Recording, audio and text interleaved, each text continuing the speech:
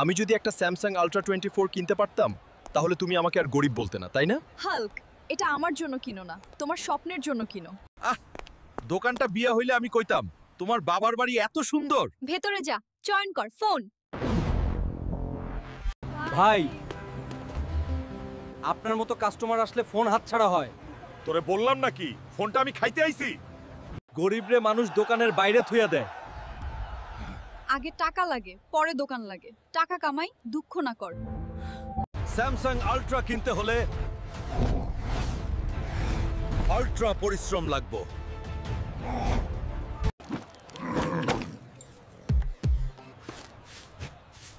নিজের ঘামেই ফোনের দাম বানামু।